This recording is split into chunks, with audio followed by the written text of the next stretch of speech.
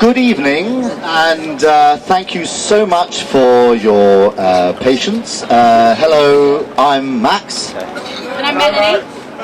And we are the organisers of tonight's event, which is called Occupy Law, the role of law in time of protest. I'm personally very excited to be involved in this event. The panel is amazing, and the job that I used to do when I was working was involved in poetry on the radio. And I always remember what they used to say is that most people ignore most poetry because most poetry ignores most people. And what I feel is that we'll find out tonight whether that also applies to the law. Over to you, Melanie. Okay, thank you. I'm really excited to be involved in this event. For a long time I've been thinking that law is helping to, law legitimises and facilitates a lot of the injustices that Occupy stands for. And if you want to get fundamental change, you really need to look at the law, because the law is like a frame. Think about it as a frame, and if you don't change the law, you won't get long-lasting fundamental change. And I was really excited when Max asked me to or put this idea of organising this event jointly into my head. I thought he was completely mad. I still think that to some extent, but it was just such an exciting event. It seems like an opportune moment. And I'm actually a lawyer. I work for a really good charity that does some really good work, and I'm proud to be a lawyer. And I know lots of lawyers that are also concerned with justice that are doing some really good work. And there are also some really good laws, like, for example, the Universal Declaration on Human Rights, that have done good in society. And I want the law to do good in society. And I want lawyers to be respected. And this debate seems like a great time to get justice back on the table. That's all I want to say about that. Thanks. Okay, excellent. So some ground rules. We need to make sure that we keep a clear gangway going down there all the way through the evening. I'm afraid that's very important. The way that we're going to do this evening is that the first half is going to be really tightly structured, and the second half is going to be really loose. We've got certain topics which are all on point, and we've spoken to the panelists, and they know what we're planning to talk about, and they've said the things which are most interesting to them. So we do that during the first half, and then the way it works is that we will say a topic, and we'll hear from each person in turn. They will do 3 minutes on each of those two topics, one topic first and the second, and then after they've done their 3 minutes, there'll be 2 minutes for clarification questions. So literally clarification questions. And you can just shout them out during using human mic. Then when we get into the second half, that's when it becomes really freeform. We will have been noting down some of the topics that have come up from the audience and from the panel during the first half, and then that will start to become our agenda for the second half. All make sense? So that's basically it. So unless there's any questions, then the pleasure for me now. Oh, I was going to say no legalese, okay? And I actually reckon that the whole thing is no legalese, no legalese. And we'll have to have a rule: 3 hits and you're out. I reckon. Okay, is that all right with all the panel? All right, all good. Okay, so let's work through our panel. I'm going to introduce you to who they are. Firstly, we've got to my immediate right, we've got Professor Conor Gearty. Now, Professor Conor Gearty is the Professor of Human Rights at the LSE. He's also the legal correspondent of the Tablet. He's the founding member of Matrix Chambers, which has a reputation as the place to go for cases which really push the boundaries of the law.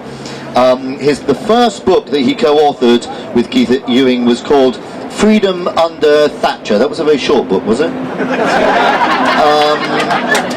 Next we have Sarah Sackman. Where's Sarah Sackman? She had it. Oh, there you are. Okay, no, that's great. So next we've got Sarah Sackman, who's a barrister specialising in public law at Francis Taylor Building Chambers, and works with a number of environmental organisations and community action groups. She has taught public law and human rights at Queen Mary College, University of London, and volunteers at Toynbee Hall, as well as local government welfare law. She made a special study of the law on town and village greens and was instructed by the Kent University Law Clinic to act for local residents in a week-long inquiry to register common land in Canterbury. Is it commons land or common land? Okay, that's fine. Right, okay, that's good. All right, so to Sarah's left, as you're looking, we have David Allen Green. Now, David Allen Green is a journalist and lawyer. He's the yes, yeah. As you look at it, left. Right. So okay. All right. Shall I do George next then as a punishment for that? Now, okay. So the whole thing about George. I mean, George is an occupier. He is one of our defendants. And obviously tonight it's all about hearing about the outside world, but we wanted to have one person up here from our defendants, and that is this person here. And you may remember, I mean, he's a very experienced campaigner as well. And you may remember that when he was actually being very ably represented by his barrister in court, he made the cardinal error of speaking for himself over the top of his counsel. Now, I'm delighted to say that the judge in that case was very lenient and decided to take a very gentle line on that. That won't be happening tonight. Okay, George? Okay? So that's George. So now, so definitely on Sarah's left, as you know, we have David Allen Green. Now, David Allen Green, and by the way, give me a shout if John Cooper turns up. By the way, because he's delayed. David Allen Green is a journalist and lawyer. He's the legal correspondent of the New Statesman, and a very successful blogger. He's a liberal and a skeptic. Now, he's also at the. I mean, he's as a barrister. He is as a lawyer. He is the head of the media practice at a preschool, and he's also. He is a city lawyer. So there you go. I'm very pleased that you've actually put it like that. And a left-wing journalist. He was recently named by the lawyer as one of the hot 100 lawyers of 2011. He's an expert on social media, as evidenced by the fact that on Twitter he's got over 24,000 followers. Wow. Now, David Wolf, we're very delighted to have here.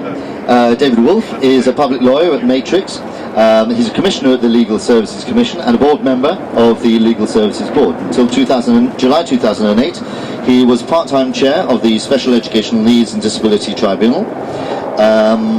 And he believes passionately that public bodies should act in a fair and open way, and that the law and lawyers have a key role in ensuring that happens. His blog is for people concerned about academies and free schools and the law. Now, we welcome all of our panel, and I take it that John Cooper is still not here. So what we're going to do is I'm now going to move to inviting Eddie, if he's here. Eddie's going to stick her hand up. Eddie is here. Is John here? Oh, is it? John is it? Okay, that's brilliant. So good. So Eddie, if you'd like now to make your way down to the front, I'm now going to introduce you. Tonight is all about passion, because of course we are in a live Occupy camp. An Occupy camp is a living thing. Tonight won't be like any of the other law debates that you've ever been part of. Many of you will have seen the Ockstock show, which happened a little while ago on the steps out here, and that featured Eddie Main, the person I'm just about to bring up for you now. And she is also part of the 491 gallery that is a collective in Leytonstone. So Eddie Main is a wonderful supporter of Occupy, and checking this is working. What I'm going to do is, ladies and gentlemen, now ask you please to welcome, for a little bit of light relief, just to start the evening, Miss Eddie Main, ladies and gentlemen. Thank you, sweetheart. So, why are we all here? Why are we all thinking? What is it that we want to be talking about? What is it that we're worried about? What is it that we know we can sort out? Law is a fundamental, but it's everywhere. It's in what we buy, it's in what we wear. It's in what we're allowed to talk about and listening. To the music, where can we get it from?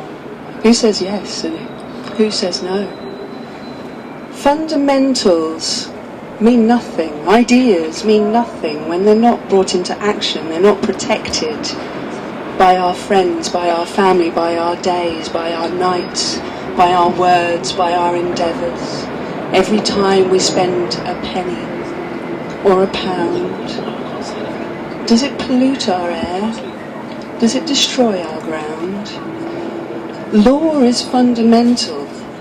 It is elemental.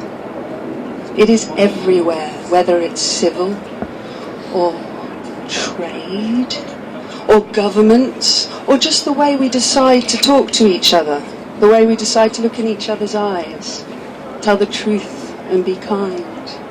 So I hope tonight these wonderful minds will share with us a way, the words, the tricks, the truth and the history behind these governing principles, these things we hold so dear, these ideas that float around through history, and they float around through our hearts, and they float around in our souls, and sometimes when we get it wrong, or they get it wrong, or we don't understand each other, we end up behind iron bars.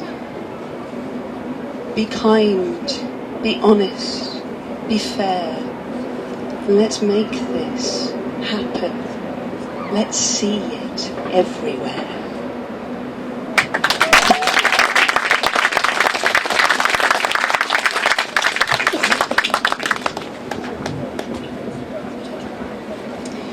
Right, thank you.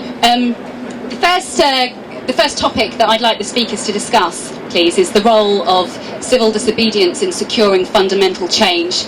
I'm particularly interested in this topic because the suffragettes and the abolitionists use civilly disobedient tactics to secure fundamental change and achieve justice. And I've got a nice little quote that I'd like to read to sort of preface this section. It's by Martin Luther King, Jr. An individual who breaks a law that conscience tells him is unjust and who willingly accepts the penalty of imprisonment in order to arouse the conscience of the community over its injustice is in reality expressing the highest respect for the law. And I think this is particularly pertinent because there are some people here who are wanting to peacefully resist an eviction that might happen in the near future. So I invite the panellists to comment on this, and the first person I'd like to comment is Connor, please. Thanks, Melanie. I'm going to try and avoid legalese like legalese. And I'm also going to see whether we can get the microphone properly sorted. Switch the second mic off. Yeah, we're going to have to plan ahead. The second mic has to be turned on. It's up. Swap. I think it's sometimes worth doing a little bit of this preparation rather than shout your way through 3 minutes that no one hears. Very close to your mouth. I've noticed quite a lot of feedback when it gets very close to the mouth, so I think I'll just stay here. Right, I'd prefer not to have a microphone, but there you are. Now let me make 3 points in my 3 minutes, which have just begun. The time is running. One, I spent a lot of time totally hostile to the rule of law. I regarded it as a fraud. I regarded teaching law as exposing lies. And the lies in this country were that this country organised itself along constitutional principles. And they were lies that were mocked by facts. And my perspective was as an Irish person in this country in the 1980s, where I had to read textbooks and teach evidence of the supreme libertarian qualities of the British Constitution at a time when Irish people were being locked up on fitted up evidence, when judges were protecting those police and prison officers from exposure, when juries were being directed by judges to convict, notwithstanding the obvious nature of the flawed evidence against them, at a time when judges were so morally bankrupt that when the government had forced down their throat the fact of the innocence of these people, they did not risk leaving it to the judges to state the obvious and offered no evidence in order to procure their release. The 1980s into the early 1990s was a terrible time in this country for the rule of law. These old men who had been in the forces, who'd gone to minor private schools and then managed to get to universities which they greatly admired, colluded in an essentially authoritarian state under Thatcher that masqueraded as a civil libertarian country. That has changed. It may change back, but that has changed. It changed because the courts were disgraced by a combination of absurd conduct, not only the Irish cases, but the Spycatcher case and various others, and they procured new personnel who transformed the attitude to justice in this country. We have experienced a window of very rare evidence of justice in this country, led by people like Brenda Hale and Tom Bingham, and you have seen a little bit of that in the way in which the Court of Appeal at least paid the protesters here the respect of listening to their arguments. That is not a given in society. That may change. There have been preposterous appointments to the what is now called Supreme Court. Men who would have you evicted by police action instantly are now taking increasingly positions of power in the judicial system. We need to fight to preserve what the great E.P. Thompson called the unqualified public good of the rule of law. Why is it important? Because even when you lose, you need to redefine what defeat means, and losing can become victory if you transform attitudes in the course of your defeat. Yeah. That's my first point. All right. My second point is about the nature of civil disobedience. I became interested in the subject of terrorism, and I've written a lot on terrorism. And there is a variety of ways in which you can seek to achieve political change. There is a spectrum. They all intermingle. There are no sharp divisions. At one extreme, not using the word necessarily pejoratively, is terrorism. The use of political violence to achieve your political ends. At the other extreme is conventional party politics. In the middle are a variety of possibilities which shade into each other. Civil liberties, civil disobedience, what used to be called direct action. These are all ways of risking the wrath of the law in the pursuit of your goal. In order to work out whether they are effective, you have to analyze what your goal is. You have to then work out whether or not that goal can be achieved by the action you have chosen. If you step outside the law, and let's face it, it is almost impossible not to step outside the law in a culture in which the singular most important human right is the right to property, something which is ignored by those who think that human rights is an essentially progressive idea. But the right to property is the right that has removed you or will remove you, and it is the right to property that makes protest impossible other than in the public places that are fast disappearing. It is essential, therefore, when addressing the question of breaching the law, to ask a serious and mature question about the purpose and to deploy a disciplined engagement with that breach.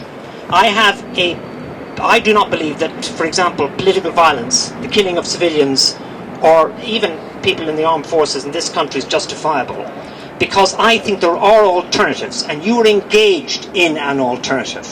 And that alternative is defined by what your goal is.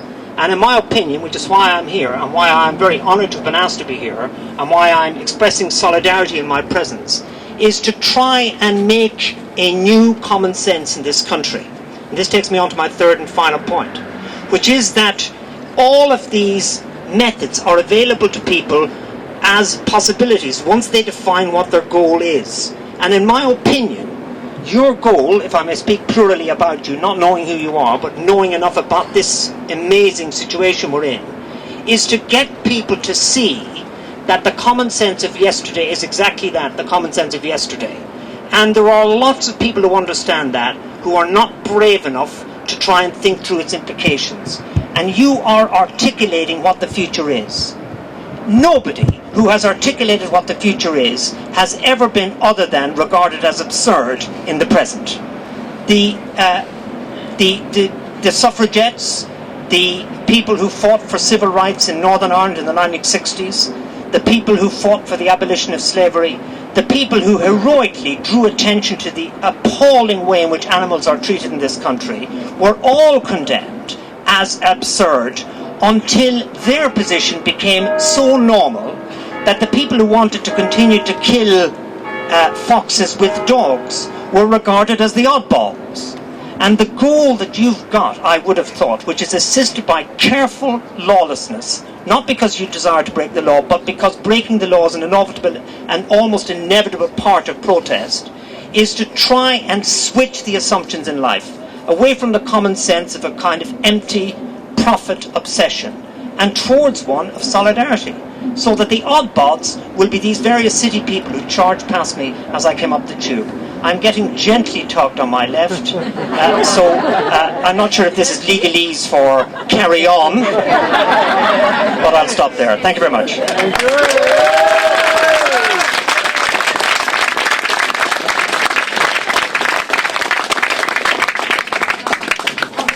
Hi, can you hear me? Connor stood up. I'm going to sit down if that's okay. As Max said, my name's David. In my day job, which Max described, sorry, I need to interrupt.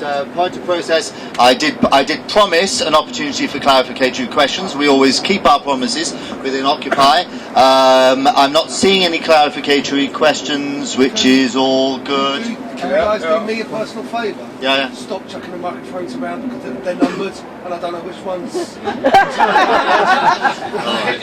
just keep holding the microphone and stop fucking around. Okay, so for this bit, we're just going to use this microphone. Good. So I don't see any clarifications because we always keep our promises here. Occupy always keeps its promises. Oh, so you want a clarification question? Yeah. Yeah.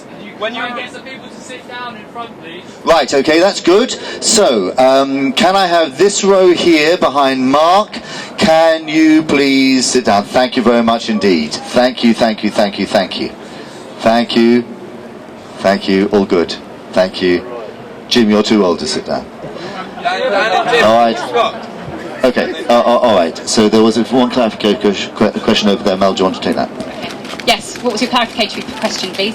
When referring to the sort of judges and so on who was calling the system while kind of, subversing it, I assume you're referring to Lord Denning et al., yeah? Yeah, he would be one. All right, thank you. Okay, that was quite a quick interjection. I'm not sure other people in the audience would understand the reference to Lord Denning, so... okay, very briefly, Connor, thanks. Lord Denning was invited to make a judgment about the fact that a number of Irish prisoners have been beaten up, and the evidence is fairly credible by prison authorities. And he said, if what they say is true, that it would be such an appalling vista, his term, appalling vista, evidence of a complete fundamental injustice in the British society, that for that reason alone, I deny the application to appeal. That won't happen on Wednesday, and that's a sign of progress. Brilliant. Thank you so much. I let Connor talk because he was so amazing and it's impossible to stop him, but I do hope the other speakers can stick with 3 minutes, otherwise we'll run massively over time. There was another question over there, but we don't really have time to... If it's what's the legalese? Legal language that only makes sense to lawyers. I could answer in Latin, but I won't. Great, okay, next person, David Wolf is going to speak next. I'm just going to hand the mic over to him. Hi, as Max said, in my day job, I'm a barrister who does what's called public law. That's the extent of the jargonese. What that means is that I act for individuals and community groups and non-governmental organisations, campaigning groups and so on, who are challenging public authorities and how they act. So the people my clients bring cases against are bits of government, local authorities, those kind of organisations, and it's all about holding them to account, making sure they act legally. Now, let me just explain how I've come to that, because I think it's relevant to the question of civil disobedience and so on. I was lucky enough to grow up in a family which believed, and I still believe, that progressive people should do what they can to promote progressive values, and that we should all do whatever suits us best, that most suits our temperament and most suits our abilities and our time and our commitments and our families and so on, to progress those progressive values. It's all about making a difference. And I was lucky enough to grow up in a family. My father was South African, an activist against apartheid. I was a student in the 1980s when Rupert Murdoch was privatising, was trashing the trade unions, when Margaret Thatcher was bringing in nuclear weapons and so on. And I was involved in CND demonstrations and so on, civil disobedience, and got arrested. Now, how did that? Those things to me were fundamental about doing what suited me at the time, what was most appropriate to my situation in life to progress the progressive values that I believe in. So for me, that was this kind of demonstration, but at that point in time, it was about nuclear weapons and the American militarism. Things have moved on since then, and you're now here, different issues today. I've become a lawyer, and that's why what today's about, in order to progress progressive values in a different way, through law. But that doesn't mean that civil disobedience drops away. It certainly doesn't from my point of view. Why is that? Connor has explained to some extent how law becomes law. What are the sources of our law? The poetry we had earlier on, where do those rules come from? They come from Houses of Parliament, from MPs and members of the House of Lords. They come from Europe, and they come from judges. Now, those are not obviously sources of progressive values, by and large. Sometimes we get progressive laws, equality laws, human rights laws, whatever it may be. But most of the law that we get from those sources is not going to progress the kind of values that most of the people here, and certainly I, believe in.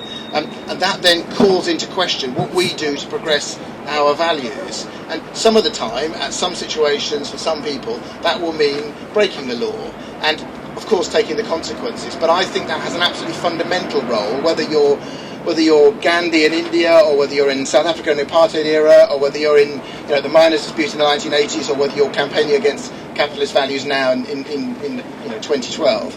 At any one of those points in history, breaking the law or pushing the boundaries of the law as an activist is a fundamental part of how we change the hearts and minds of the rest of the population, because that's what it's about. I'm a lawyer partly to get results for individual clients and individual cases, but partly because law is a very powerful way of getting your message into the public domain, into the media, onto the front page of newspapers, onto Newsnight, whatever it may be, in the same way as this campaign is about that. So if you are looking to change the hearts and minds of the rest of the population, which is the way in which we will move things on, then I think civil disobedience is one of the tools in the toolbox, in the same way as being a lawyer doing the day job that I do, I hope is also another tool in the toolbox. Thanks very much. Thank you very much, David. Just going to swiftly hand over to George now, and then Sarah, and then David. Thanks.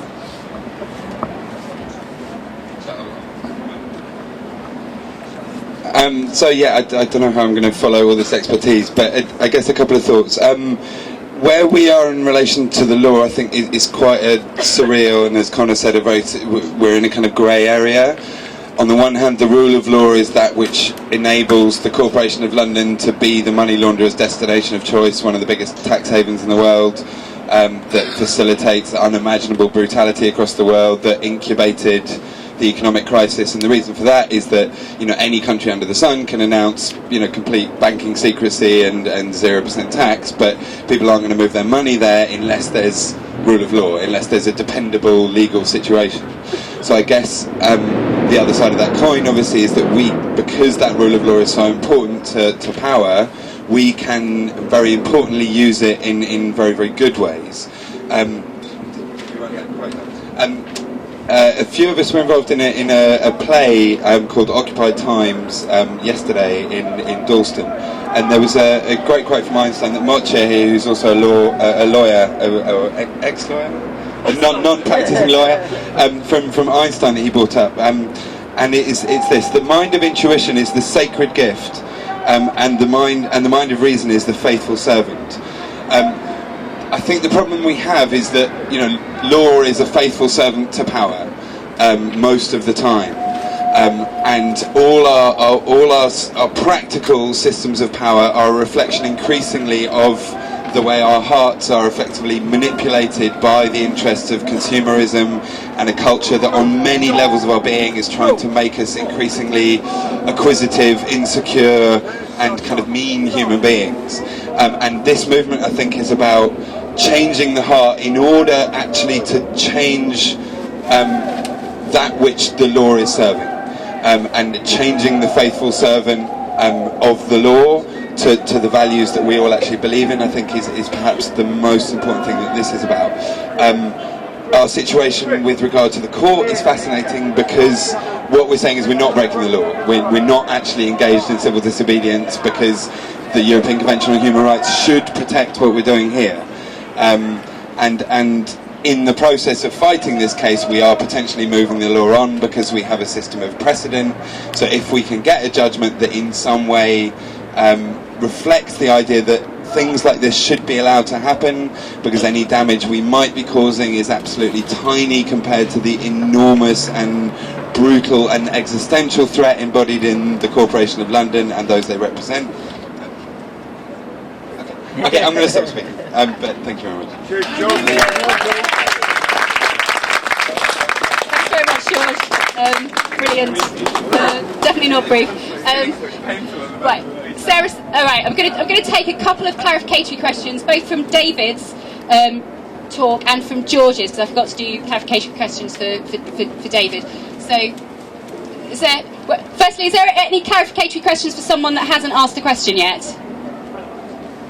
Okay, quick clarificatory point from Mafia. Do you want to finish the quotes? I'd rather. Okay. That's a good clarification. Okay.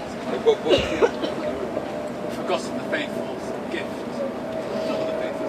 Yeah, we've forgotten the faithful gift and follow the faithful servant, and I think, the compassionate revolution, I think, is what for me this is all about, and that may sound hippie, but it's just about trying to create a world in objective practice that reflects the values that 99% of us claim to hold already, one that says we shouldn't, allow millions to die unnecessarily, etc. Thanks, George. Another clarificatory point. That's why I wanted him to repeat the quote. Okay. Can you say it again from the beginning? I'm not forecasting, just say the quote. Okay, so the quote is: "The mind of intuition is the sacred gift, and the mind of reason is the faithful servant.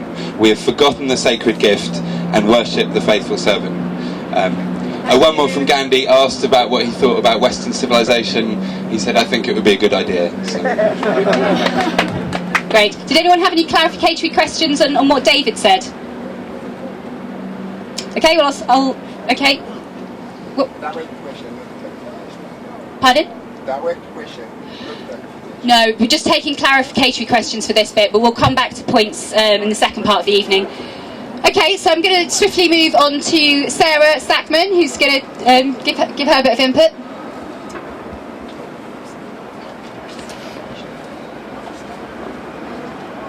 Thanks, Melanie. I was really interested to hear in Melanie's introduction her quote from Martin Luther King.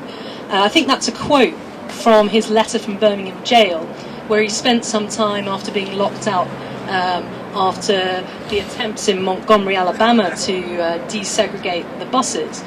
And it strikes me, actually, because I was a historian before I was a lawyer, that's what I studied, that the civil rights movement is an interesting and valuable precedent for what you're trying to do here.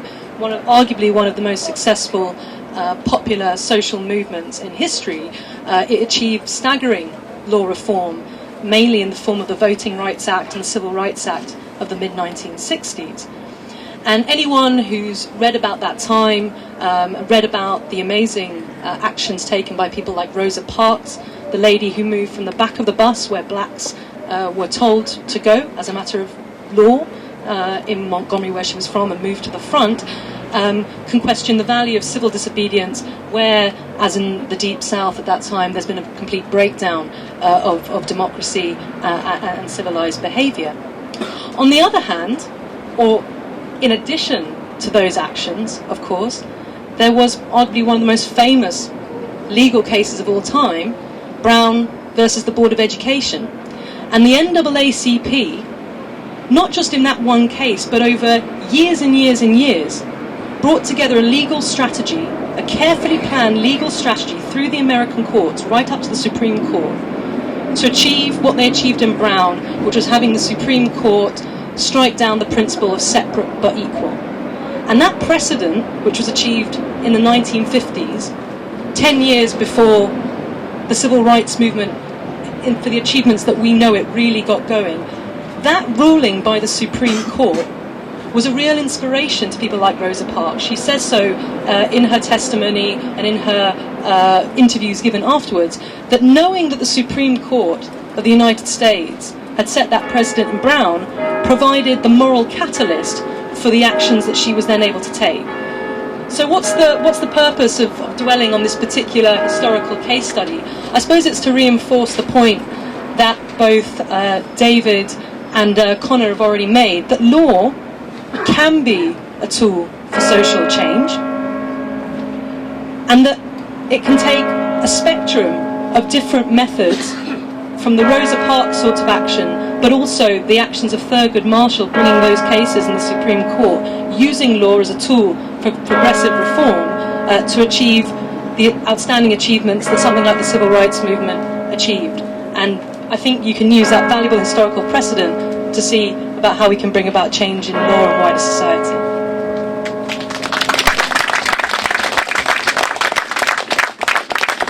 Thanks very much, Sarah. I'm now going to move on to David Allen Green, who has a particular... Oh, sorry. Clarificatory questions, please. Does anyone have any clarificatory questions? Yes. Okay, Rob, yeah.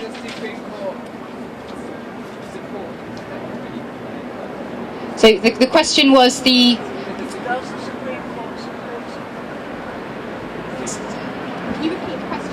Yeah, I think the question was whether the Supreme Court of the US supports separate but equal. I mean, it's an interesting question because the point was, in a case called Plessy v. Ferguson at the end of the 19th century, the US Supreme Court upheld segregation and said it was lawful. What Earl Warren's court did in the 1950s in Brown versus the Board of Education said separate cannot be equal. In a segregated society, you can't have equal treatment. And it's the black people in the South who come off worse. Okay, thank you. Were there any other very brief clarificatory questions for Sarah?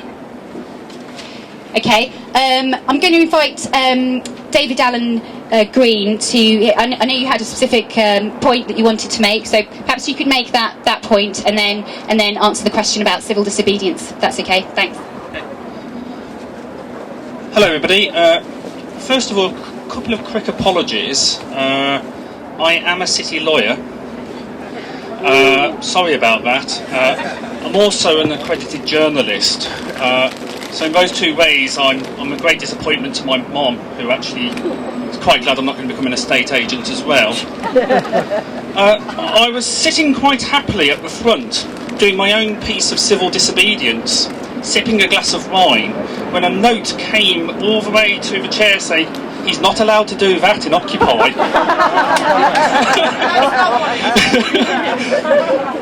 I work in the city. I saw you guys here the first day you were here. I walk past St Paul's Cathedral twice a day.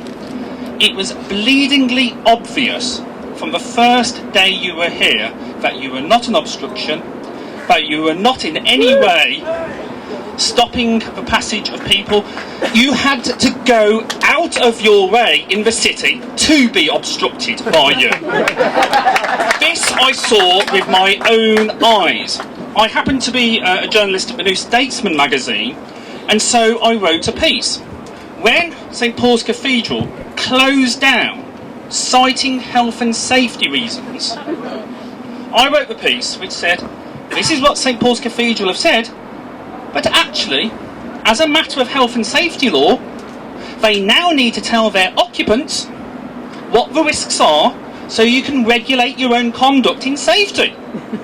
But they didn't. So it was bleedingly obvious that it was a sham argument by those with power to try and discredit you guys.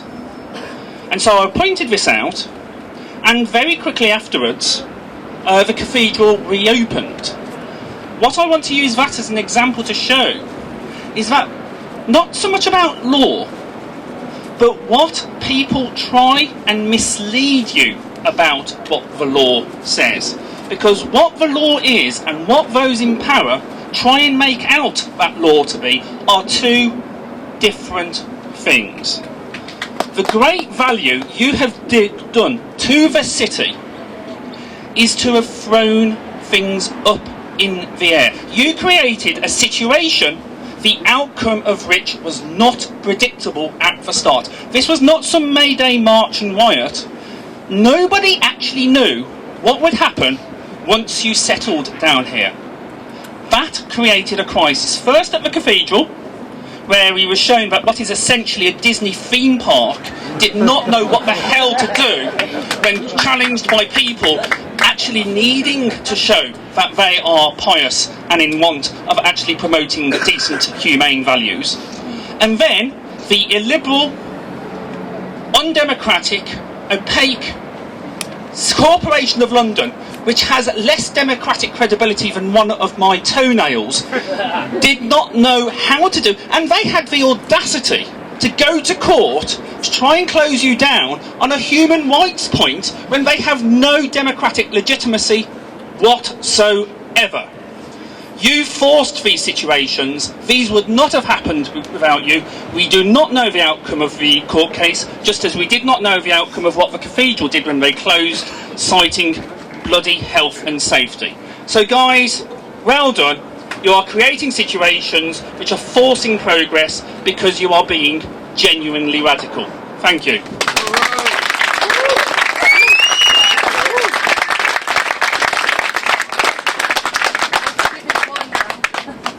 Have a drink now. Okay.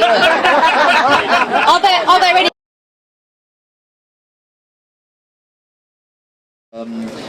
Is the rule of law still relevant? Do we live in a democracy or a corporatocracy? And I will ask to speak first, Sarah Simon. Thanks, Max.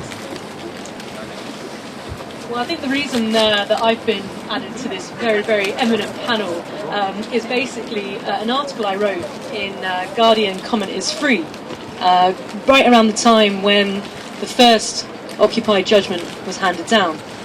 And one of the things that I said and wanted to make a point of, and I want to talk about tonight, is that whilst I think that the discussions and the debates that are being had around your case now are really, really important, one of the disturbing features of our modern urban landscape is the privatisation of public space.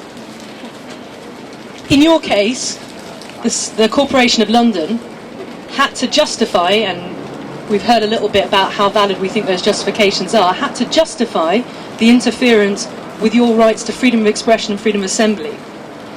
But in the basic balance between private property and freedom of expression, if a space is privately owned, the property owner has the right to exclude you from that space. What this means is, in our modern cities, in our shopping centres, in our plazas, in places like Stratford City, in Canary Wharf, what feel to us like public spaces where people interact, where they interact with strangers, encounter people who are different from them, gather with people, those places which feel like public spaces are in fact privately owned. And as a consequence, the landowner can, and frequently does, exclude not just protesters, but people who don't seem to fit in from that space.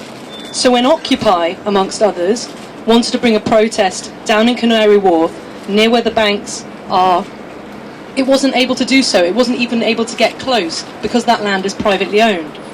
A few years ago, a trade union wanted to bring a protest down in Canary Wharf to campaign on behalf of low-paid cleaners who work in the offices at Canary Wharf.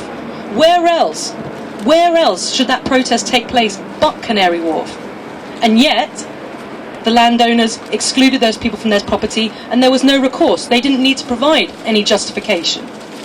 So this is a real concern that I have, and I know that others share it, the privatisation of our public space. And it's having a detrimental effect on people's ability to congregate and to protest.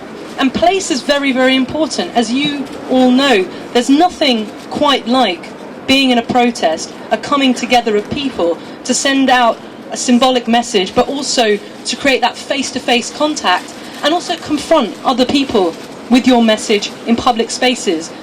As you pointed out, the people on their way to work simply cannot ignore you, whereas on the internet or in the newspapers or whatever, they might choose to do so. If you're physically present in a place, you cannot be ignored. And yet, in private spaces, your rights to freedom of expression and freedom of assembly are trumped by private property. And challenges have been brought in the courts, all the way up to the European Court of Human Rights, arguing that places like shopping centres, where people wanted to hand out leaflets for all sorts of reasons, whether it was pro-war, anti-war, pro-commerce, anti-commerce, all sorts of reasons, the owner had the power to exclude whom and who it wants. And that's the other point to make, that the laws of private property rights, put the power in the landowner, so they can discriminate between who they exclude. They can choose to allow those onto their land whose views they agree with, but those who don't look right can be excluded. And it's that I have a real issue with, and it's that, for me, that's the broader concern which your protest here has thrown a light on.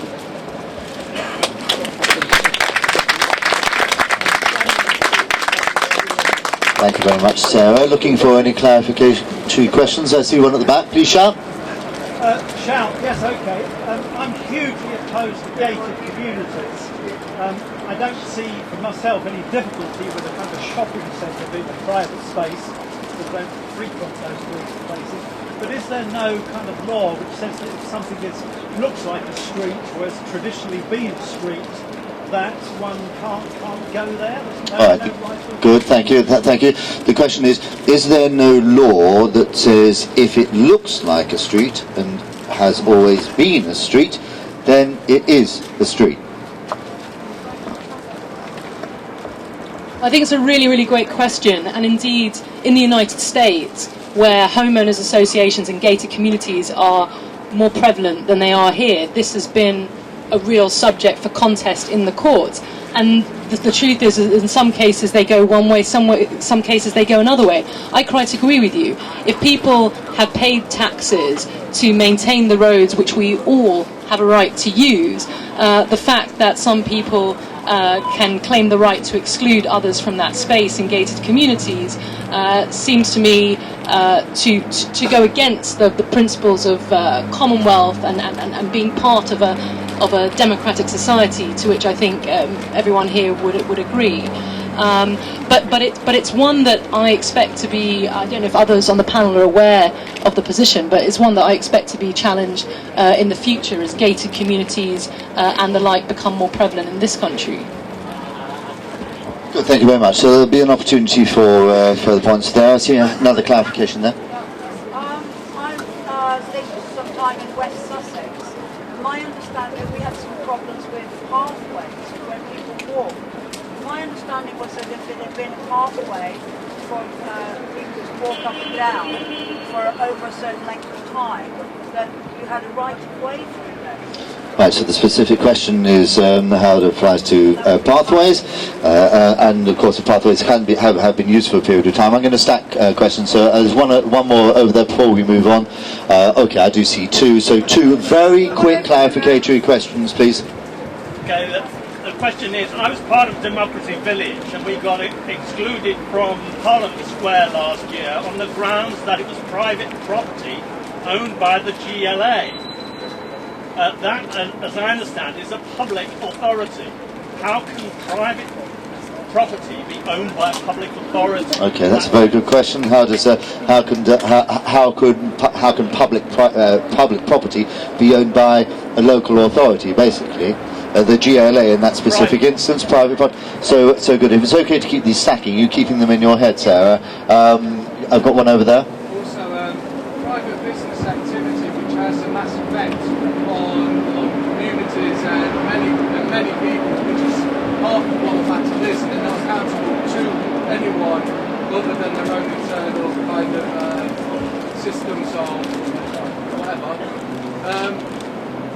would you say that where that stands in with what you're saying in terms of Poland's private land? It also, you know. All right. So you're talking really about the effect that corporations have, the effect that these private bodies have. Yeah. Responsibility for what they do, and how much information should they reveal about their activities to people that they're affecting. Right. I think that's enough as a stack. So I mean, I will come back for some more.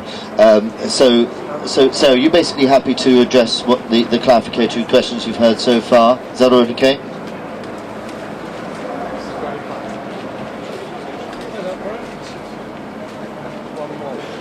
There's a very important point, which is basically a technical point.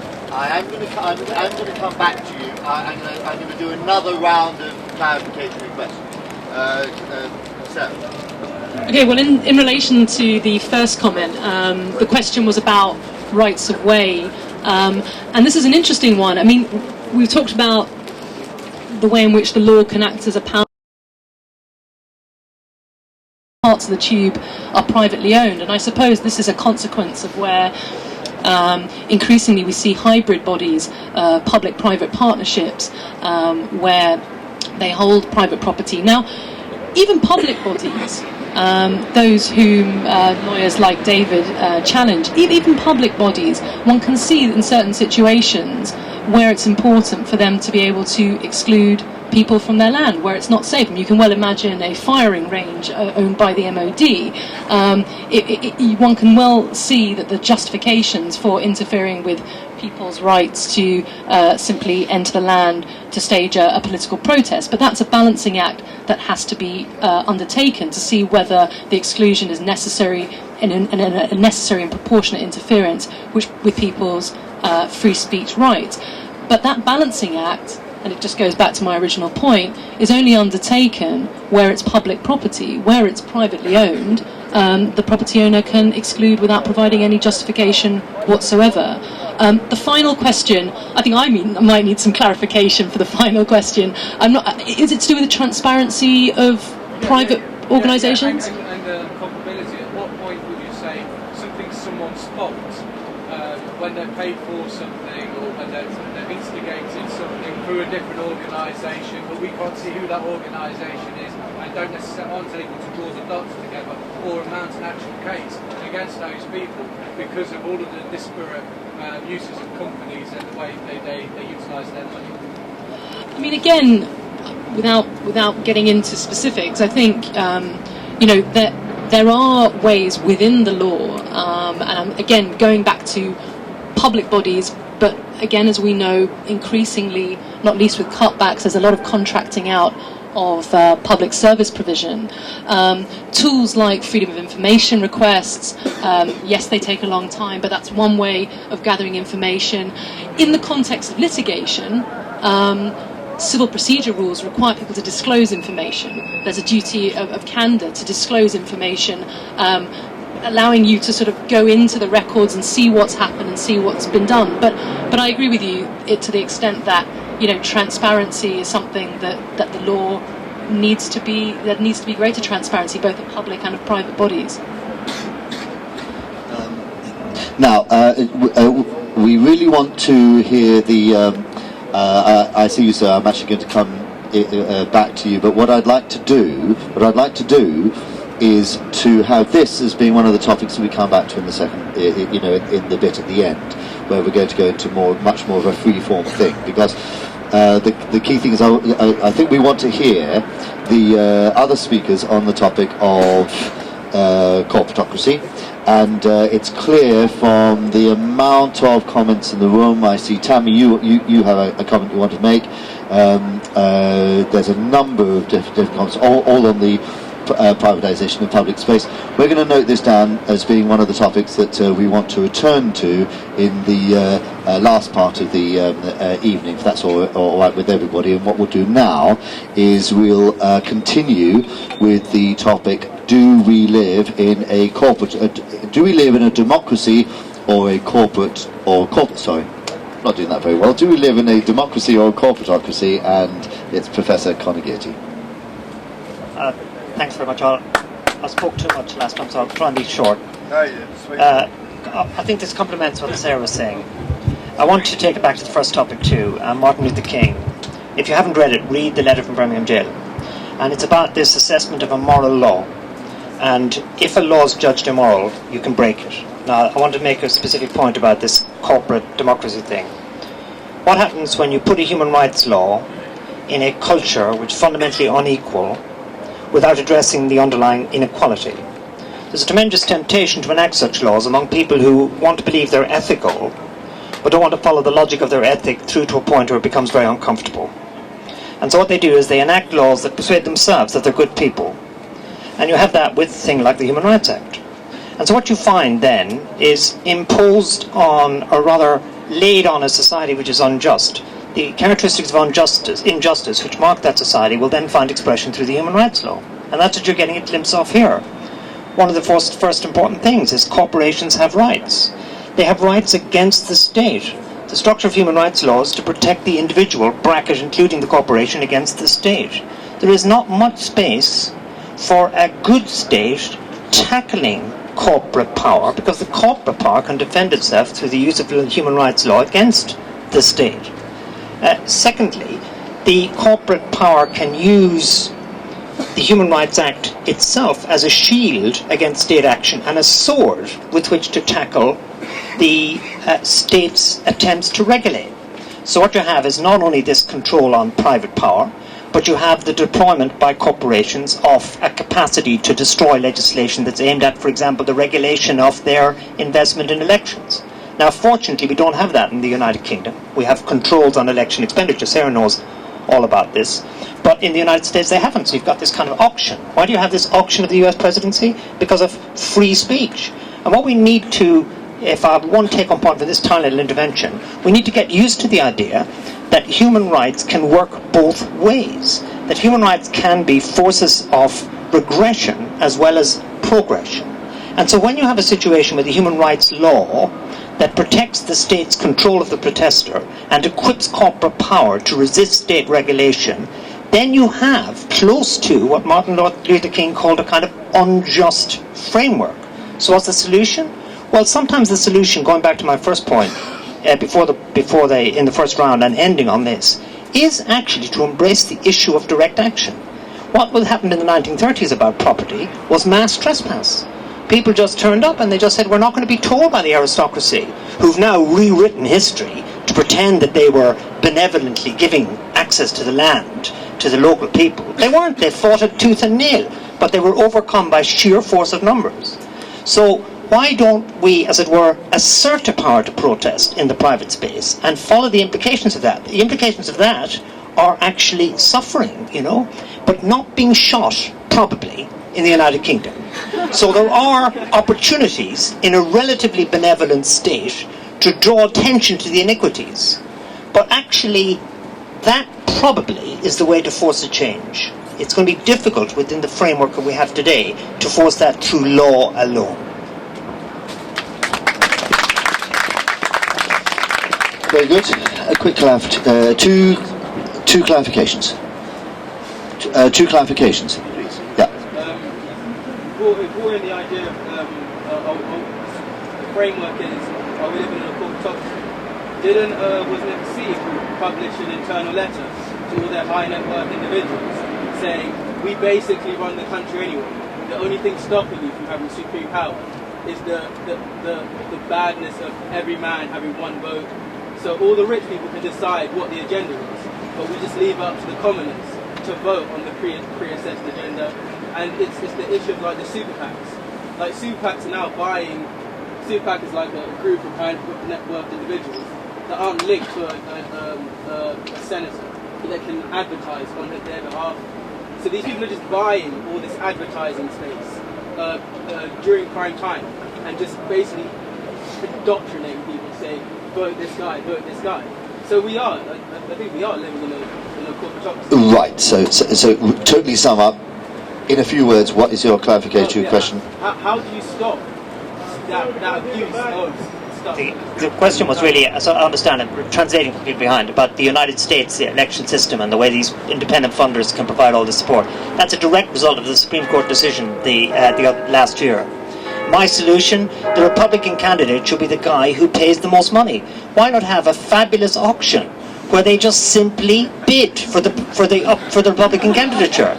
It would cut out all the ads. It'd be really exciting telly. You could have all their various wives. Newt Gingrich, I think, has 3. And the wives could be seen weeping with joy. There could be various born children who could protest for the ban. It'd be a really good soap opera. It would save an awful lot of time because, in fact, it all depends on who spends the most money. So pay it direct. I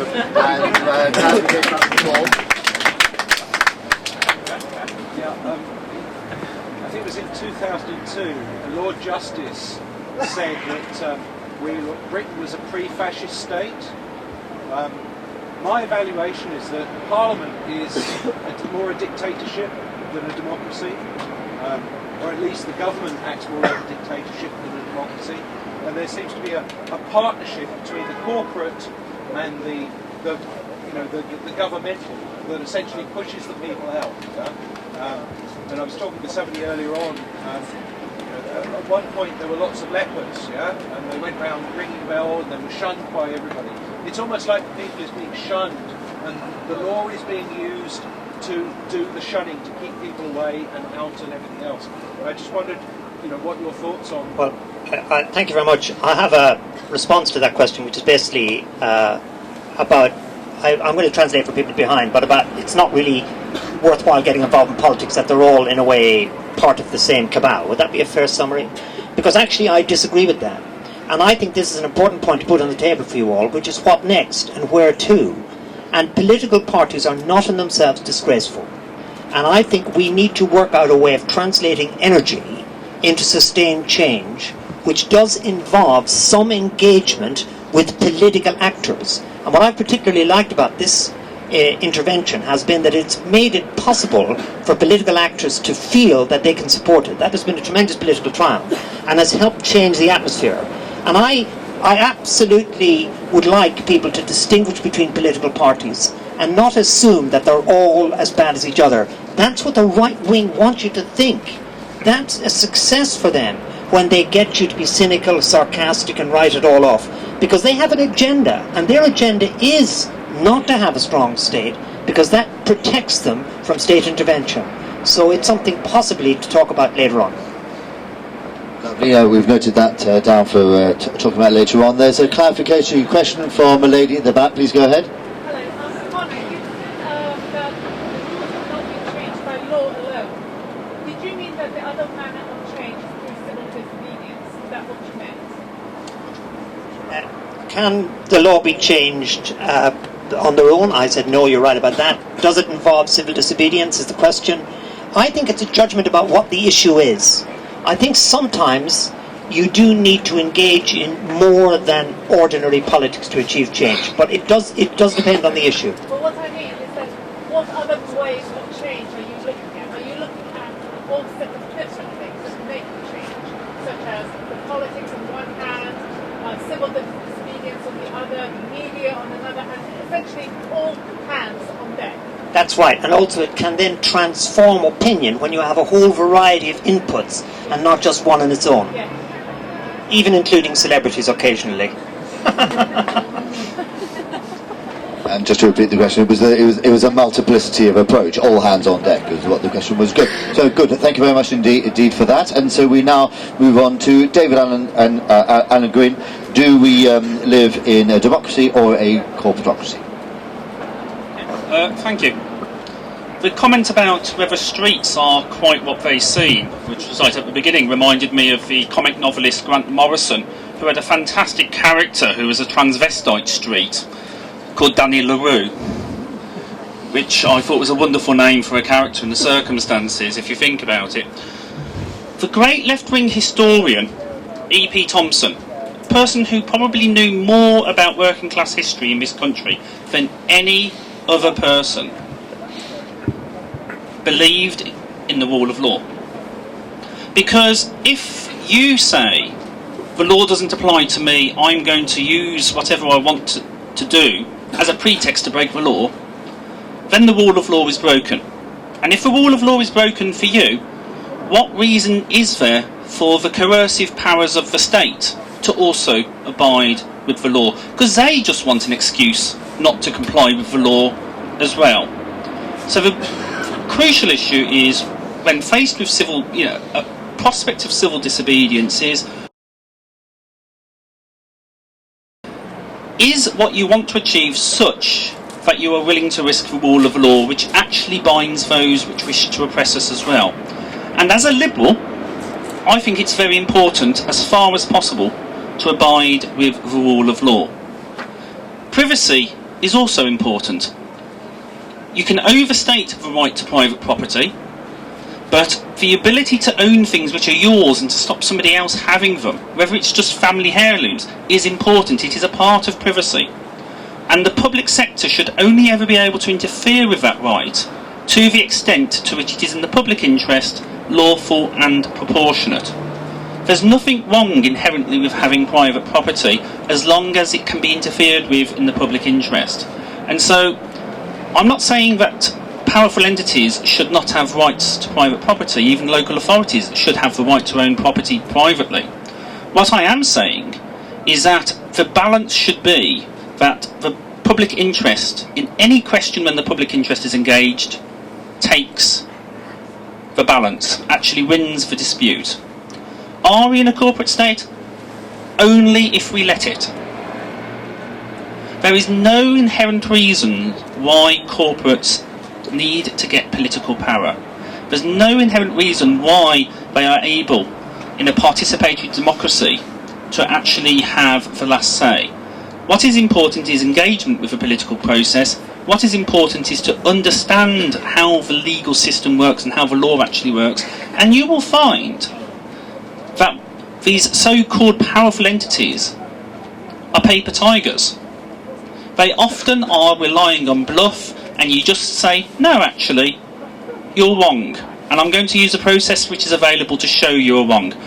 Don't use a good thing as an excuse to break the law. Let's see how far we can force down the coercive powers of this country and of society without having to break the law, because you will find you probably will be able to achieve a great deal.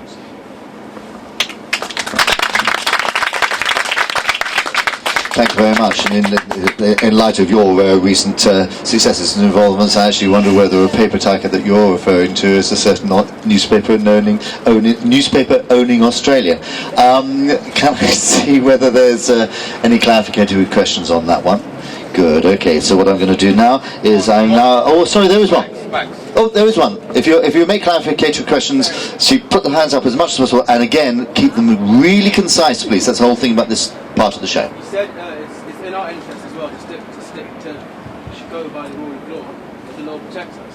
But then what about when we went over to America, and then native Indians had a different set of property laws, and we just said, screw your laws, our laws protect us, we're going to take all this land.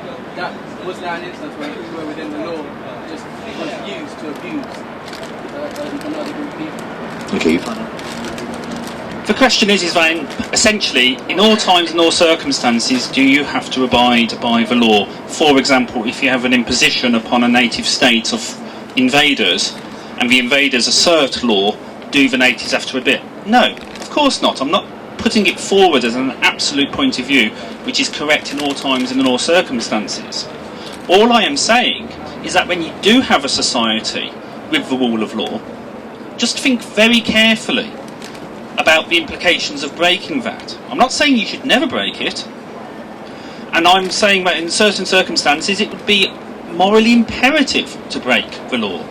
But when you are doing so, just realise that the powerful and coercive powers within society who are complying with the law may take a signal like that to mean that they don't have to abide by the law too. And you may well find that overall it is better to have a rule of law which the powerful comply with than to just make it a free-for-all and something where the most powerful wins.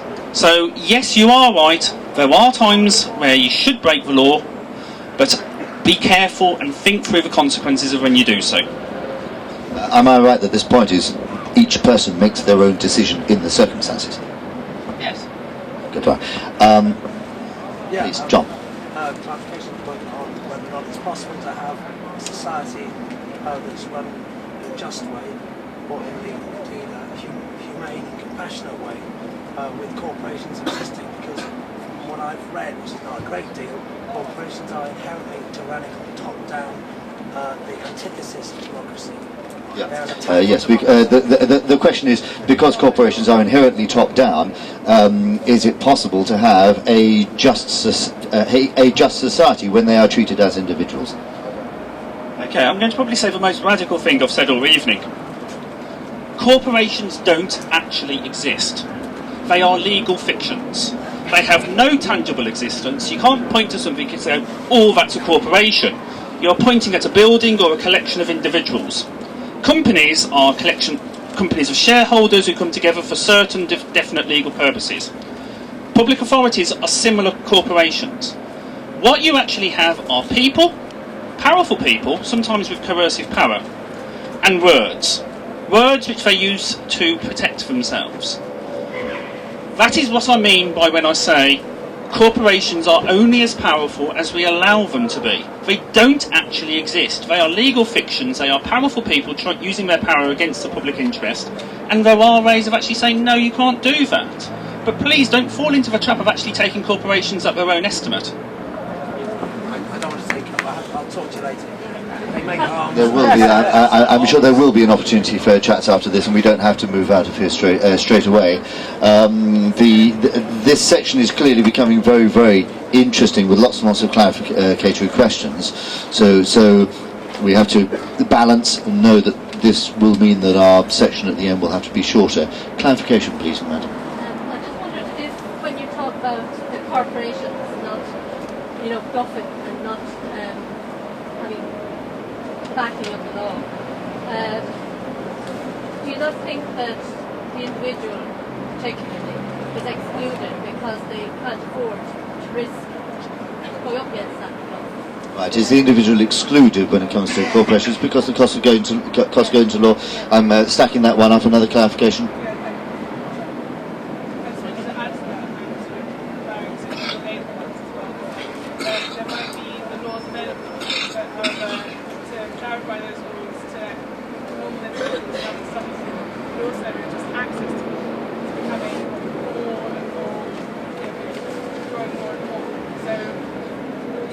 How is this, and how is that impacted by legal aid cuts? Was there a further one up there? Oh, Chris? There's Chris. Is there another clarification question over there? No? No, there's one there. Let's go ahead. Can I just add something to the first clarification? And we all have that saying, there's one more for the rich and one more for everybody else. And it's about what we experience. We've got a situation now. For the poor should not ever be translated into there being no law for the rich. Because unless we have the power of law to constrain how coercive powers, moneyed interests can abuse situations, then we may as well not have a society. It is law often which actually stops abusive people being more abusive. Take, for example, phone hacking and email hacking, which is something I've done a little bit about and helped expose a grand title like The Times as actually being grubby email hackers. It was only when the courts started looking at the civil claims and the police actually started enforcing the law as it actually is, not having to change a law, that you were able to bring people like Rupert Murdoch and News International to heel.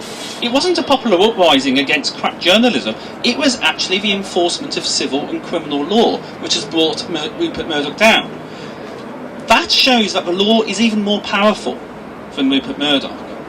The law is unequal.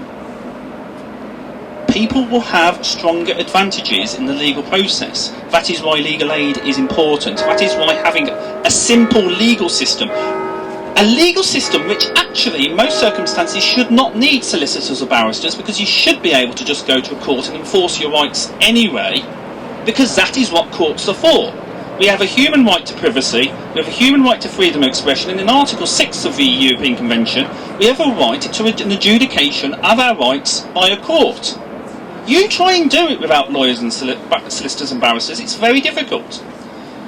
Most of the arguments I hear are actually to have a more simplified, easier legal system which is easy to enforce rights against powerful people, not against actually getting rid of that legal system altogether. I would say, as a liberal, having a legitimate rule of law society is our greatest ally, not something we should dispense with. Good, thank you very much indeed. Because some people say, even though it was existing laws that were used against the Murdochracy, he did actually almost get away with it. Okay, so I'm going to want to move this on next, and it's still on the topic: do we live in a democracy or corporatocracy? David Wolf, would you like to take this one next? Thanks very much. I just want to start by focusing on the question that came from the guy over there, which is the nature of companies. The essence of a corporatocracy is about companies. I hear you. The essence of a company is about corporatocracy. Sorry about that. I want to focus on what does that mean. What that means is it's a legal mechanism to allow individuals to escape liability for things, because they can set up a company, whether it's a little company or a massive company, and they can do things in the name of the company and then walk away from those obligations. And that seems to me, and some people would argue this, a fundamentally flawed way of running society. But how, even within that current constraint, you hold those companies to account? I want to talk about anecdotally about a case I was involved in a couple of years ago. Some of you will have heard of the Royal Bank of Scotland. One of the things you may not know about the Royal Bank of Scotland is that under the directorship or the leadership of the man formerly known as Sir Fred Goodwin, it became the worst bank in terms of bankrolling activities around the world that were damaging the climate. They were the ones that lent to the tar sands exploration in Canada, that lent to the exploration of the Niger Delta and so on. So somehow they became by far and away the worst bank in terms of climate change damage. Quite by luck, as would happen, the British government came to own that bank. As you now know, we, the taxpayers, own that bank. Now, I have a couple of charities, a couple of campaign organisations I work with called Platform and the World Development Movement. You may have heard of them. They are very concerned about, amongst other things, climate change. They wanted to hold the Royal Bank of Scotland to account, and they saw a legal opportunity. So this is how the law can be used opportunistically to hold companies to account for those kind of awful things. They realised that they could potentially challenge the government for the way in which it was using its majority shareholding of the Royal Bank of Scotland to lend money in that disastrous way. And so they brought a legal challenge about 18 months ago to the way in which the government, as the majority shareholder in the Royal Bank of Scotland, was letting the Royal Bank of Scotland get away with this. And basically, we said the Royal Bank of Scotland is the most damaging bank in the world in terms of lending to climate change activities. And interestingly, the government and the Royal Bank of Scotland didn't deny that allegation. And that got them onto the front page of the Financial Times, a big article which got them the lifeblood of publicity around that hugely important campaigning slogan. But in the end, we lost the case, but in the course of it, they brought that matter to the attention of investors and the public and so on in a way that I think they regarded as crucially important as campaigners. What it also exposed was the government's ability to control the bank. Now, that came to the fore again the other week with the huge hoo-ha about the bankers' bonuses and Stephen Hester's bonus, because partly the litigation that I was involved in a couple of years ago, which established that the government could indeed control what RBS did, meant that when Cameron and Osborne and so on were put on the spot and said, why aren't you going to do anything about this? They couldn't in the end say, we can't act.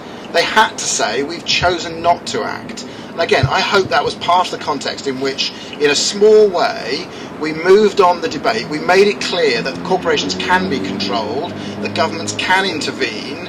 RBS is now not as bad as it was in terms of investing in climate change, and all of those things have moved a little bit further forward. So those methods, so lawyers acting in legal ways, and it is possible still to bring legal claims notwithstanding legal aid changes. Don't believe that as a sort of simple headline. It is possible still to bring legal action and to hold these people to account in small ways. Not easy. I'm not saying we brought down capitalism, clearly we didn't, but we made a little chink. And as campaigners, all we can do in the end is make little developments. We can bring things to the attention of people and go back to what I said at the very beginning, bringing legal actions, doing things like this, all of those are tools in the toolbox of trying to make a difference, of progressive people doing what they can to try and reduce climate change, reduce the excess of the city and so on. So I commend what you're doing, and I hope it can maintain a part of that wider activity that involves legal action, civil disobedience and so on. Thanks very much. Wonderfully concise. I'm going to sort of break our own rules here because we're wanting to make sure that we allow time for returning. So yeah, democracy, what it means for the people really to have power has to be an open, ongoing question.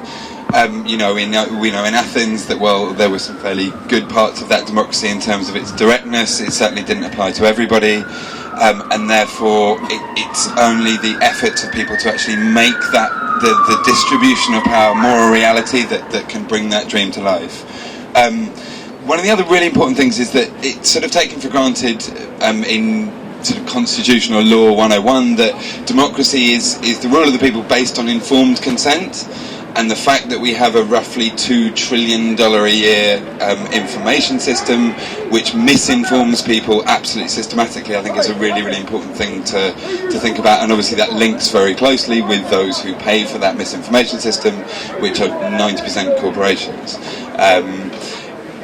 Another just slightly small point to the side is, as far as I know, we are actually within the only actual corporatocracy that I know of in the world where literally corporations get to vote within the so-called democratic structure of the City of London, and their corporations from across the world get to do that. The city's propaganda on this is, well, this is where people work, and the companies are part of it, and we need to represent the workers and the companies, but it is the managers of the companies that get to make the decisions, not the people who work lower down. And one of the interesting parts of our case, which we've been trying to kind of crowbar in there, is that in the Transport and Planning Committee of the Corporation of London that got to decide whether to pursue an eviction against us, apparently the only two representatives on that committee of the actual residents of the City of London, the real citizens, actually voted against that action taking place. So literally the court case against us was voted for, indirectly by corporations, and very specifically the people who did vote yes were, the head of this asset management company, the vice president of this bank, etc., etc. So yeah, I think I'm so interested philosophically by so many things that have been said, and I can't get into that because I've only got 3 minutes, but so much of what does have very, very real impact is in some sense fictional. It only exists because of the way we agree it does in our minds. Gillian Tett, who writes for the Financial Times and writes some very sensible things, said in a thing I saw recently that yes, people at the top still control the means of production in slightly conventional ways. They do it as little as possible, they subcontract, etc. But what they do now more than ever is cognitive mapping. They do literally create the reality that most people experience, their sense of what's happening in the world. And I think that is what so fundamentally undermines this dream of what it might mean actually to have a democracy where people have power on a more sort of practical, banal level. Clearly, if the vast majority of people have a tiny proportion of the actual resources, to say that they actually share in power in any meaningful sense is itself a vast deception. So just a little plug, Capitalism versus the Climate by Naomi Klein, I think makes very, very important points that speak to this question. But yeah, I'm going to end there before I go into positive and negative conceptions of rights. Anyway, okay, thank you. That's brilliant. I'm seeing one clarification as fast as you can, please. That it's a kind of surreal part of what I just talked about in terms of the voting in the corporation in the city, that companies from countries where there is no formal democracy can take part in this bizarre sort of corporate democracy that happens in the City of London. And yeah, it's pretty strange. And I think the wider point that interests me related to that is that what democracy has to be in the 21st century, if it's going to be remotely real, just, and support anything like the number of people we have on the planet now, it has to be a dream that we try and make globally. that of course there are all sorts of very important legal distinctions of nations and the difference between sort of an international frame and a global frame, but I think we need to, on the level of the cognitive mapping that works very much across the world, it's the same corporations using the same tactics in Indian media as US media and UK media. We need to come back against that cognitive mapping, against the colonization of our hearts and minds on a global level, and that means resisting the way the corporatocracy uses basically sort of ideological religious notions like the nation to narrow people's minds and play them off against each other in a very conventional kind of divide and rule way. One quick one, please. Yes. When you mention democracy, if the democracy does not have the possession and the control of the capital, the democracy in some way can become impotent. We can vote every year, but the money is there. We the democracy have no money. The money is away, and that we have to think about what about the possession on the control of the capital to do with the democracy. If we have no control, no possession of the money, we can vote every 3 years, 2 years, that it means nothing. Difference in money.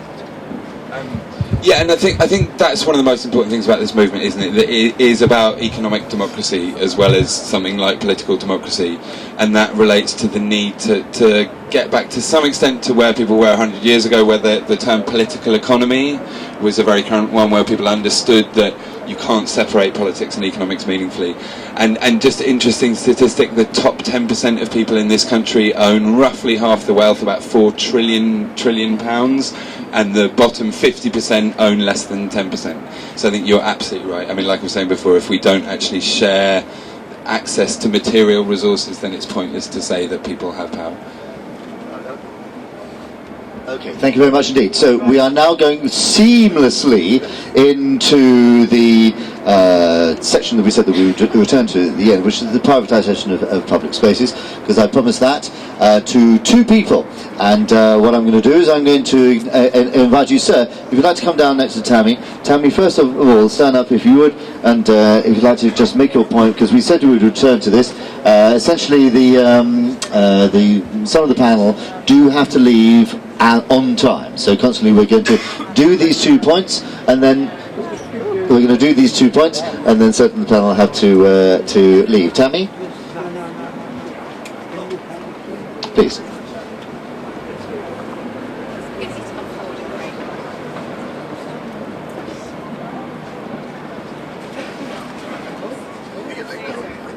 I start with false mapping. Talking about the right to space, the right to city. So, there's always mapping involved, whether it's psychological mapping or architect, town planning mapping. Now here, the amazing thing is, since 4 months, the court case somehow is underfoot. And the fact that the Corporation of London has used mapping which is incorrect, which is false, it's the fraud, has so far not been taken on board by our own. That means quite simply the trees which are in the map of the corporation are inaccurately placed. And it is absolutely necessary that before the court case, because the meeting today brings also arguments for the court case. The right to the city is one of the most crucial arguments which our legal team is going to forward. I hope they do not start confusing the jury with democracy, kleptocracy, or corporate kind of because that would be counterproductive. Wait a moment, that is point one. Point one is the false placing on the map of the trees. The second one, very quickly, let us not forget that in 1457, here on this very place was also a couple of tents, and it was the love day of St. Paul's, at which point the Duke of Somerset and the Duke of Tewkesbury against the Duke of York were trying to obtain adjudication which at that time came from the Lords, about trying to avoid the War of the Roses. For 2 years it was successful. That means they were actually able. Here on this very spot, we must. That's also good for our legal team to point out the camp is on historical ground, and nobody has pointed that out so far. They avoided the War of the Roses for an additional 2 years, but then came another 3 versions of the War of the Roses. Now, brace yourself, what is in front of us. If only there are so many. We should have another one of these events. We should have another one of these. Absolutely. I think you have your point. We should have another one of these points. Thank you. Thank you. Thank you. Thank you. Measures are the ones which kill our people here. Very good. Okay. Now, ladies and gentlemen, the time has now come for David Allen Green. Thank you very much. David. It's well made point. So before we hear from Tammy. Oh, thank you. Right. Well made point. Well made point, sir. Now, ladies and gentlemen, one of our party has to leave. Bang on 9. A round of applause, please, for David Allen Green. And Tammy, if you'd like to come out here where the mic can reach, just like to hear your piece. Tammy, for those that don't know her, is one of the legal team. Sir, if you'd like to... Mel, you had a point that you wanted to make to everyone at this point just before we finish, just while Tammy works her way through. I did warn the speakers that sometimes unpredictable, random things happen at Occupy, so they weren't disappointed. I really want this to be a start of a conversation where the legal community actually engages with the issues raised by Occupy. You know, that is the massive global and growing injustice of all different kinds. So please, when you leave tonight, please write about this, please tweet about this, please get some articles out in the public domain so that this can actually be the start of the debate, not the debate itself. And I just want to really quickly introduce Tammy. For the people that don't know Tammy, she's the principal defendant in the Occupy London case, so real heroine really. And I don't think she'd like that, but that's okay. I'm just going to hand it over to her now for her to make her point. Thanks. Go, Tammy. I'll try and make a point. My brain's somewhat fried at the minute now, to be honest. Hang on, just stuck. I'm alright, I think they can hear me, sorry. My mouth's bigger than we had, so it'll be fine. Random things in Occupy, it's one of the things I love about Occupy, so bring on the random, but not too much of it, by the way. Alright, so Connor and, Sarah, I'd like to ask a couple of questions, if you don't mind, relating to here. Specifically in that, some may say that the City of London and the corporations act in a manner which anywhere else would be called illegal. I'm talking about things like fraud, taking money by deception, because a lot of what happens here in this financial district has serious connotations for countries all around the world. It even causes death, and some might, right, George, go as far as to say that they actually get involved in what resorts as nothing less than murder, to be fair. Although our law sort of crookedly allows for a lot of that to go on, because it's a wrong end, basically, and it allows for it to go on. So litigants and defendants are now defending our beautiful camp and more broadly the right to protest against the City of London and the corporations. However, me and a lot of us view some of their actions as downright illegal and immoral. Two separate things, but both. So is there any possibility, as hard as it would be, to go back as claimants and take them to task for their shenanigans, which could be interesting, maybe not successful, but certainly very interesting, so I'd be well up for that. That's definitely one for Sarah, which will be our closing comment from our panel tonight. And would you like to represent us in that case? As a team, maybe, all of you. Oh, all right, okay. No, you go ahead, Terry. You've got the microphone. famous last words. I think actually David's example of his case brought against RBS is an amazing example of where claimants, together with their claimant lawyers, shone a light on the practices of RBS and other investors, where their practices investing in environmentally disastrous and unsound practices, and the way in which, yes, the actual outcome of that case, the court didn't find for the claimants, but as David said, it shone a light on those practices, made the front page of the Financial Times, and no doubt influenced the readers of those newspapers and others. So that's an example of claimant campaign lawyering, and there are lots of other organisations, across the spectrum, whether it's environmental stuff, groups like Child Poverty Action Group, Greenpeace, all sorts, who are looking for the right test cases to challenge where they have identified that there are problematic aspects and problematic applications of the law, and finding the right facts on which to found a case. I mean, I go right back to the point I made right at the start. Brown versus the Board of Education. I mean, it'd be interesting to find out where Brown is now, what happened, probably long since dead. But the point is that the NAACP were, fighting claimant lawyers who identified the right case to bring to challenge that particular law. And you've got to be tactical and savvy about how you use the law. And accept that actually, as in David's case, even where you lose, you might win, and alternatively, sometimes you win, but the victory can be Pyrrhic. I go back to the point I made at the beginning, that litigation used in an appropriate way can be a very, very powerful tool for social change, but you need both the claimants and the lawyers who are prepared to bring those cases. I've got a plan. Corporate power is not speaking with one voice. There's lots of very good people in corporations who are doing their best, and they are very, very helpful when you try and find a space within a corporation. Here's the plan.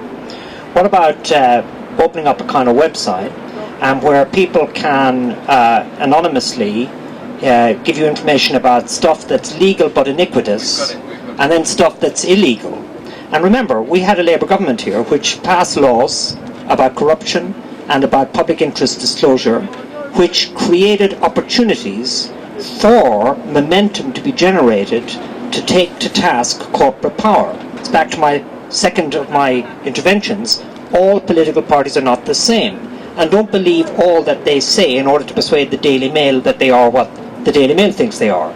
So there were spaces created in politics which we could develop to put pressure on corporations. And back to the final point, corporations are not real. Behind corporations are humans with their own conflicts, their own anxieties. They've all been brought to believe in a certain ethic, and they're in conflict. So if you've got the website about raising to do with the City of London, already create a space for it, and then when you have a database, come to the lawyers like Sarah and David. Don't come to me, I'm just an academic, I'd wither on. Come to the proper lawyers, and you'd be surprised what could be done, unless of course the current government repeals the stuff. If you took them to court, for instance, they'd have to turn up, right? And then we'd have to say, right, this is how we feel about you. But the point is, whether we won or lost or even drew, they would have to turn this, up, absolutely, it's a good thinking. It's good thinking. Which may be the winning in itself, because Yeah, it will educate the McDonald's case. Strategic litigation against private parties is what the corporations did. Well, why not do a little bit of it back to the corporations? The McDonald too, extraordinary what they managed to do. Right, listen, I'm coming in here. Now, this event has to end. However, Explain the McDonald's too. I don't have time because I have to release some of the panel. What I'm going to say is that this event has to end. However, the conversation does continue because we don't have to give up the tent yet. So much to have spoken about, and all the best laid plans and all that. We didn't even get to the roving mic that we have for the second half, but that's just simply because there was so much talking about. I have to release some of the panelists, but some can remain, so please feel free to talk with the panel, who are, I'm hoping, going to Backman, Professor for Security, David Wolf, it was clear that John Cooper was not able to come, but I think we managed to escape anyway. And the thing I'd like just to leave with is a line by American comedian Stephen Wright, who said, "I've broken a mirror. I'm supposed to get 7 years of bad luck, but my lawyer reckons he can get me off with just 5." Good night, and thank you for coming.